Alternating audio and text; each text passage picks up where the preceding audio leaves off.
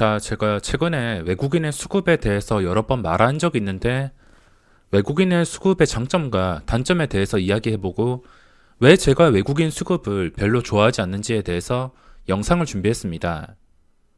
코스닥을 위주로 설명드릴 것이며 참고하시고 도움되셨으면 좋겠습니다. 주식 영화 작전을 보시면 외국인이 사주면은 개미들이 좋다고 따라 붙는다는 말이 나옵니다. 주식을 처음 하시는 분들은 뭐가 중요한지도 모르고 오직 외국인과 기관의 수급에 의존하는 경우가 많습니다.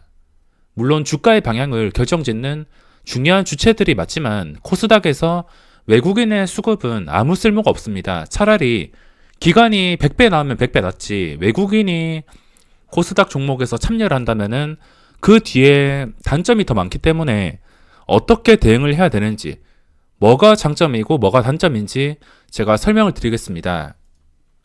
먼저 현재 시장을 살펴보겠습니다. 최근에 16일 시장이 3%에 시작해서 6%까지 올랐습니다. 이때 바이오 주식들이 굉장히 강했는데 16일 수급을 보시면 외국인이 4천억치 매수가 들어왔습니다.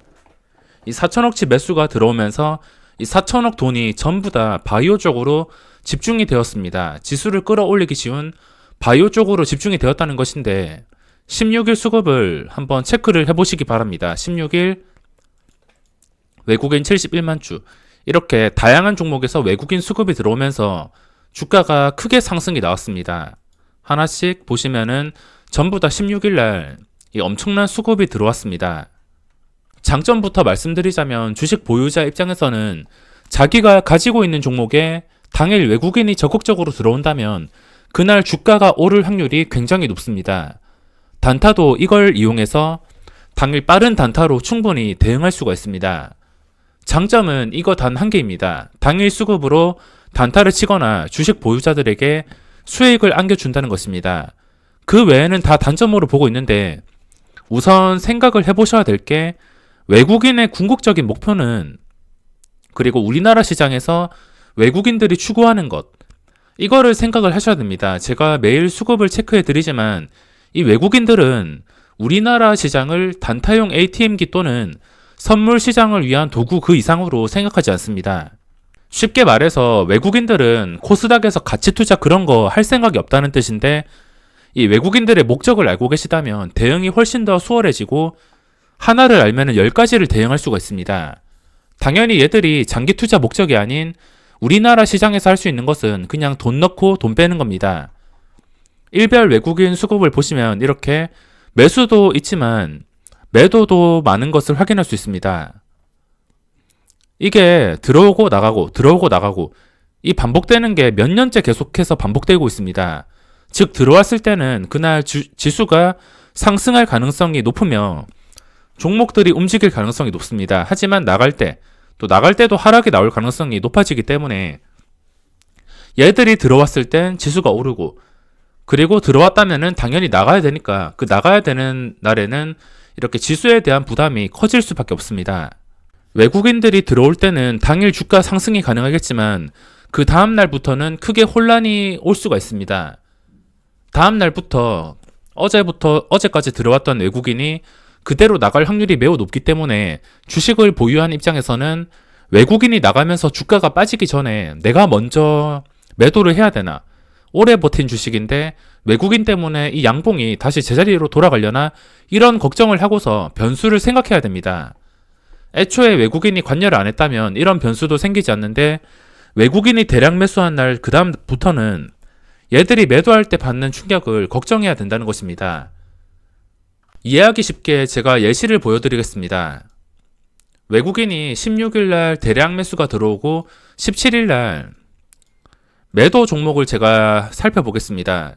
17일 순매도 상위 종목인데 금액순으로 보시면은 셀트리온 헬스케어 71만 주 들어오고 나서 그대로 71만 주가 빠졌습니다. 들어왔던 거 그대로 빠졌습니다. 그리고 45만 주 들어오고 13만 주 빠지고, 다 빠지지 않았기 때문에 추가적으로 빠질 확률이 굉장히 높습니다. 차라리 매도 먼저 맞으면 낫다는 말이 있듯이 70만 주 들어왔으면은 이거를 여러 번 쪼개서 나가는 게 아니라 한 방에 나가면은 그날 충격만 나오지 그 다음 날부터는 좀 부담을 덜어낼 수가 있습니다. 현재 지수도 마찬가지입니다. 외국인이 갑자기 4천억치 매수가 들어왔습니다. 저는 주식을 정말 오랫동안 하면서 코스닥에서 외국인의 4천억 매수는 지난날 찾아봐야 될 것 같지만 제가 최근 기억으로는 이렇게 크게 매수한 날이 없습니다. 근데 이 물량이 어차피 나가야 될 물량인 걸 아니까 그 다음 날부터는 지수에 대한 부담감이 커질 수밖에 없습니다. 4천억 들어와서 현재 1,000억 나가고 1,200억이 나가고 있습니다. 그럼 2,500억 정도 나갔다는 것인데 2,500억 나가도 약간의 물량이 남아 있습니다. 물론 전부 빠지진 않겠지만 전부 빠지지 않고서 중간에 들어와서 그 다음에 더 크게 나가던가 그럴 수가 있습니다. 하지만 보통 크게 들어온다면은 그 다음날 바로 나가던가 그 전에 패턴들을 보시면은 한 번에 확인을 할 수가 있습니다. 외국인이 갑자기 크게 매수하는 날, 물론 얘들도 이틀 연속 매수할 때가 있습니다. 이틀, 3일, 길어야지 3일. 3일까지 가다가 그대로 매도가 꾸준하게 나온다던가 이렇게 1,700억 원, 700억 원. 그 다음에 이거를 나눠서 계속 매도가 나옵니다. 지수에 걸림돌이 될 것이며 다시 매수하면은 크게 매수하면은 그 다음날 매도가 나오고 이런 패턴이 계속해서 지속이 되고 있습니다. 그래서 갑자기 이런 4천억이 들어왔다고 좋아할 게 아니라 이게 다시 나가야 될 것을 걱정해야 됩니다. 예시를 계속 보면은 셀리버리도 10만 주 들어왔다가 8만 주 빠지고 주가도 빠졌습니다. 보시다시피 주가가 빠졌습니다.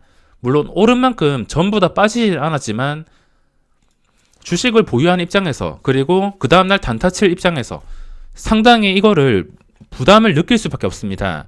이런 변수도 생각하고 단타를 쳐야 되니까 외국인이 많이 들어온 것을 확인 못하고선 그 다음날 단타로 들어간다면 어디서 이상한 매도세가 계속 나오는 것을 확인할 수 있을 것입니다.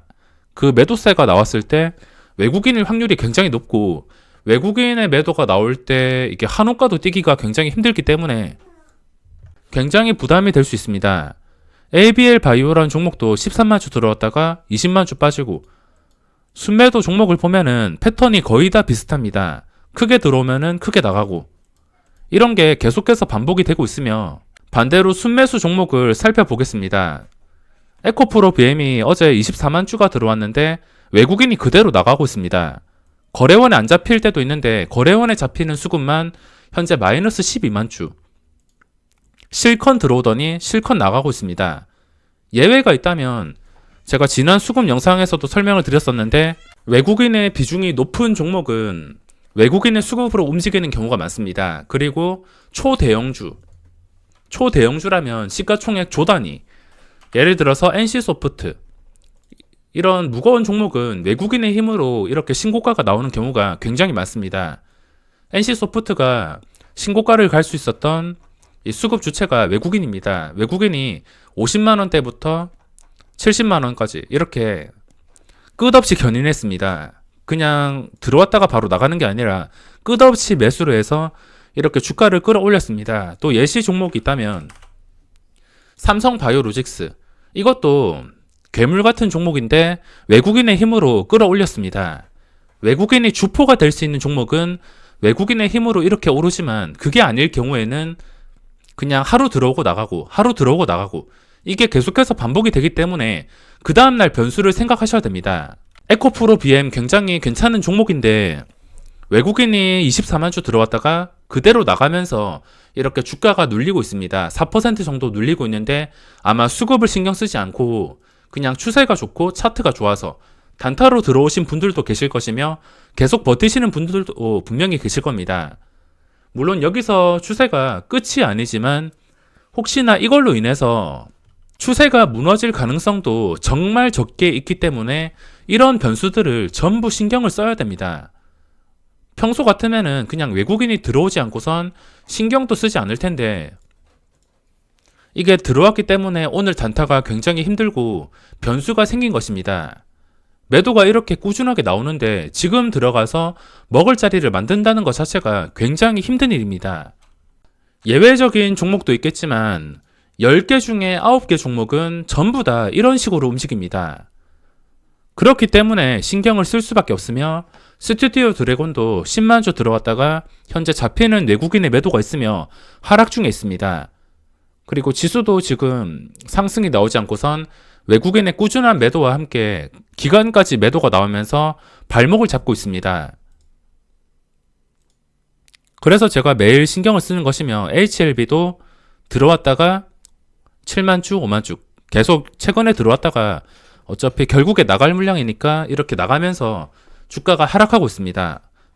이게 무서운 게 뭐냐면 뭐 하루 만에 나가면은 다행이지만 계속 매수가 들어온다면 이게 언젠가는 나가야 될 물량이라 생각하면은 외국인이 이틀, 3일 계속 매수가 들어올 때 따라서 매수하기가 굉장히 무서울 수가 있습니다. 그리고 첨보도 제가 관심주를 보고 있는데 이것도 외국인의 수급이 주체가 될 수 없는 종목인데 최근에 5만 주, 4만 주 들어왔습니다. 아마 장 끝나고 나면은 외국인이 나가지 않았을까 생각하고 있는데 외국인의 수급으로 인해서 이렇게 눌리고 있는 것 같습니다. 아직까지는 추세가 뭐 꺾이지 않은 상태이긴 하지만 대부분의 종목들이 패턴이 비슷합니다. 순매수를 보면은 어렵지 않게 외국인의 순매도 거래원에 찍히는 것을 확인할 수 있습니다. 이 패턴을 똑똑한 사람들은 잘 활용을 할 수가 있습니다. 들어올 때는 적극적으로 활용을 할 수 있으며 물량이 나갈 때는 조심스럽게 매매하거나 아니면 빠른 단타만 치거나 휴식을 취하는 게 좋으며 이 들어온 물량이 전부 빠지고 나간 다음에는 먼저 매수를 하면서 대응을 할 수가 있습니다. 종목을 매매할 때 외국인의 변수도 생각하셔야 됩니다. 이 수급들도 함정이 많기 때문에 이 패턴들을 잘 파악하셔야지 매매에 큰 도움이 되실 겁니다.